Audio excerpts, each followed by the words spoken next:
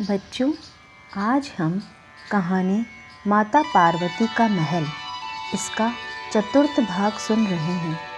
तीसरे भाग में हमने यहाँ तक सुना था कि माता पार्वती के कहने पर भगवान भोलेनाथ शनिदेव के पास उन्हें समझाने के लिए जाते हैं कि वे देवी पार्वती के महल से अपनी वक्र दृष्टि हटा लें।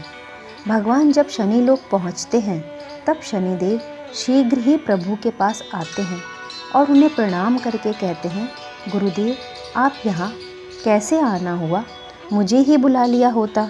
तब शिवजी शनिदेव को आशीर्वाद देते हुए कहते हैं, मैं यहाँ पर तुम्हें समझाने आया हूँ शनिदेव।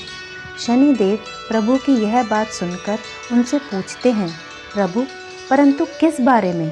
तब भोलेनाथ कहते हैं कि देवी पार्वती चाहती हैं कि तुम उनके महल से अपनी दृष्टि हटा लो।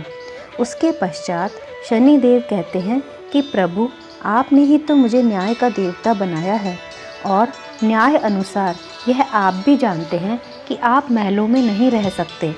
तब शिवजी कहते हैं कि देखो शनिदेव, ये सब न्याय की बात अभी रहने दो। देवी पार्वती तुम पर अति क्रोधित हैं और वे चाहती हैं कि तुम महल पर से अपनी दृष्टि हटा लो, अन्यथा उनका कोप तुम्हें सहन करना होगा। तब शनिदेव अपनी बुद्धि का उपयोग करते हुए देवों के देव महादेव, जो कि शनिदेव के गुरु भी हैं, उनसे कहते हैं, प्रभु मुझे माता के कोप से बचाइए। भोलेनाथ कहते हैं, नहीं, इस समय मैं तुम्हारी कोई मदद नहीं कर सकता। तब शनिदेव कहते हैं, ठीक है प्रभु, मैं आपकी बात मान लूँगा, परंतु आपको भी मेरी एक बात माननी होगी। तब भगवान कहते हैं, बताओ क्या बात है? फिर शनिदेव शिवजी से कहते हैं, हे महादेव, हे नटराज, मैंने बहुत समय से आपका नृत्य नहीं देखा है, कृपया बस मुझे अपना नृत्य दिखा दीजिए, मैं महल से अपनी दृष्टि हटा लूँगा। तब भोलेनाथ कहते हैं, शनिदेव नृत्य तो मैं नहीं कर सकता।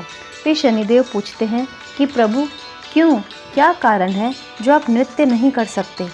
तब भोलेनाथ कहते हैं कि नृत्य तो मैं डमरू बजने पर ही करता हूँ, यदि कोई मेरा डमरू बजा दे तो मैं नृत्य कर लूँ। उसी समय शनिदेव कहते हैं, बस इतनी सी बात प्रभु, लाइए मैं आपका डमरू बजा देता हूँ, आप नृत्य करिए। तब शिवजी अपना डमरू शनिदेव को दे देते हैं। शनिदेव पूरी लय के साथ जोर जोर से डमरू बजाना शुरू कर देते हैं।